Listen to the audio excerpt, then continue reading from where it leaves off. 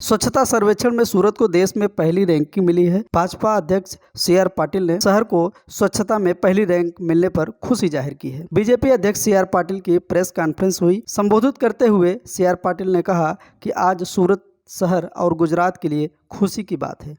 यह एक ऐतिहासिक दिन है। सूरत देश का सबसे स्वच्छ शहर है। स्वच्छता सर्वेक्षण 2023 में सूरत को इस देश के सबसे स्वच्छ शहरों से नवाजा गया। इंदौर को भी लगातार 7वीं बार यह पुरस्कार मिला है। मध्य प्रदेश को देश के दूसरे सबसे स्वच्छ राज्य का पुरस्कार दिया गया। नई दिल्ली के भारत मंडप कन्वेंशन सेंटर में राष्ट्रपति डॉक्टर द्रौपदी मुर्मू यह पुरस्कार मोहन यादव ने प्रदान किया। महाराष्ट्र का नवी मुंबई तीसरे, आंध्र प्रदेश का विशाखापट्टनम चौथे और मध्य प्रदेश का भोपाल 5वें स्थान पर रहा। जबकि 1 लाख से कम आबादी वाले शहरों में महाराष्ट्र का सासवड़ पहले स्थान पर, छत्तीसगढ़ का पाटन दूसरे स्थान पर और महाराष्ट्र का लोनावाला तीसरे स्थान पर। इस बार देश के स्वच्छ राज्यों की श्रेणी में महाराष्ट्र को पहला, मध्य प्रदेश को दूसरा, छत्तीसगढ़ को तीसरा स्थान मिला। गंगा किनारे में सबसे स्वच्छ शहरों में वाराणसी पहले और प्रयागराज दूसरे स्थान पर था। दिल्ली के भारत मंडप कन्वेंशन सेंटर में आयोजित इस समारोह में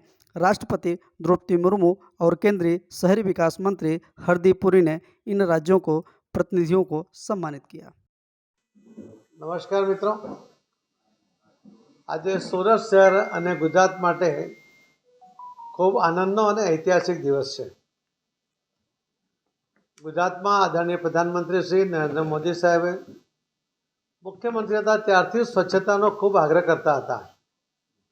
આદરણીય મોદી સાહેબ પ્રધાનમંત્રી બન્યા પછી પણ આખા દેશમાં સફાઈ માટેની જાગૃતિ લાવવા માટે પોતે પણ હાથમાં ઝાડુ પકડીને નીકળી પડ્યા હતા અને એના કારણે આખા દેશમાં ખૂબ જાગૃતિ આવી હતી। सूरत पण मोदी साहेबना शब्दोमांथी प्रेरणा लईने सतत सफाईनी झुंबेश आदरी हती। वर्षों पहला गंदकीना साम्राज्यने कारणे सूरत जे बदनाम हतुं एना बदले छेल्ला केटलाक वर्षोथी सूरत स्वच्छतामां बीजा नंबरे आवतो हतो। खूब अफसोस पण थतो हतो। सूरतना शहेरीजनो, सूरतना कोर्पोरेटरश्रीओ, पदाधिकारीओ, सूरतना अधिकारीओ, कोर्पोरेशनना अने कर्मचारीओ અને અન્ય જે સુરતીઓ એ પણ ખૂબ પ્રયત્ન કરતા હતા, છતાં પણ દર વખતે બીજો નંબર આવતો હતો।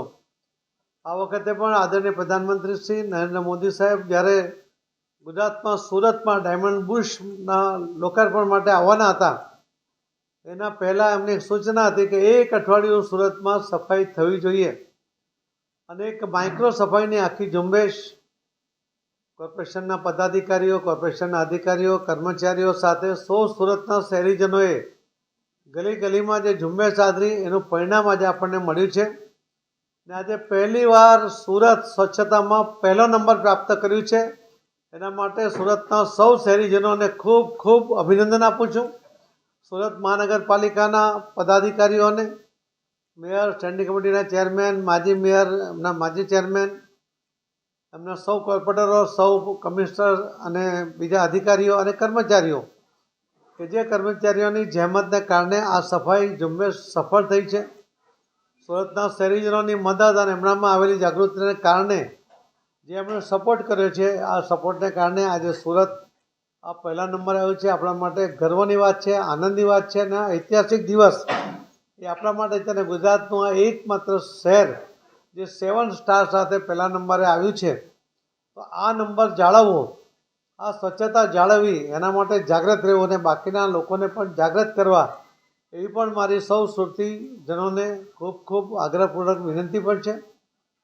અને ગુજરાતના સૌ લોકોને પણ આ સુરતના ઐતિહાસિક આજે જે એને પહેલો નંબર મળ્યો છે એના માટે આપ સૌ પણ પોતપોતાના શહેરોમાં, પોતાના ગામમાં આ રીતે સ્વચ્છતાનો આગ્રહ આદરણીય પ્રધાનમંત્રી મોદી સાહેબના જણાવ્યા મુજબ કરશો એવી વિનંતી પણ છે।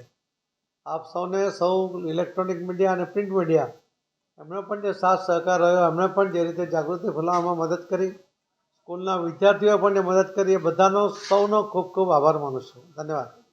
ब्यूरो रिपोर्ट, सूरत।